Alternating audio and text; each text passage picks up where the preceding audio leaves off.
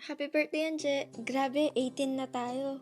Ang bilis, parang kailan lang nung grade 3 tayo. Halos 10 years mo na akong binubuli. Hindi, joke lang. Halos 10 years na tayo mag-best friend. Ang dami na nating kalokohang nagawa. Tandang-tanda ko pa noon nung pinagalitan tayo sa stage ni Mrs. David nung grade 4 kasi umakyat tayo sa classroom before nung assembly. At saka nung muntikan tayong nilamon ng alon nung nagbakasyon tayo sa Pangasinan.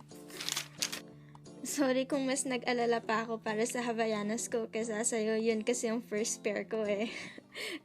Pati rin yung sandosena mong boylets, tandang-tanda ko pa. Hindi ko na sasabihin yung mga pangalan nila, baka nandyan pa sila. Codename na lang, gusto mo? Si Coke, si Even If, si Woody. Too many to mention. Autograph lang ang peg. Hindi ko pa nasasabi sa'yo to, Anje, pero idol talaga kita.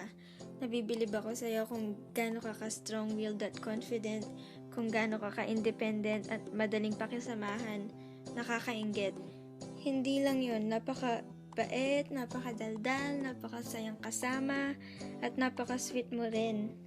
Kaya naman napaka-swerte ko at ikaw naging best friend ko. At ikaw ang nakasama ko sa pag-experience ng lahat ng yon.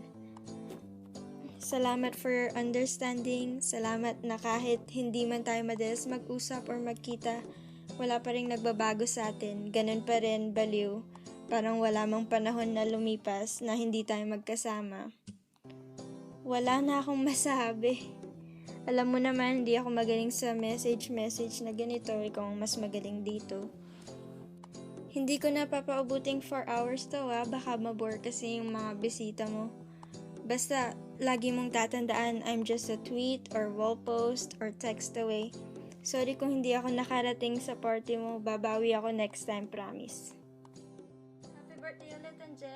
18 ka na, legal na, pero don't party too hard ha. Bawasan ang pagbe-beer pong. Wish you all the best. Miss you, love you.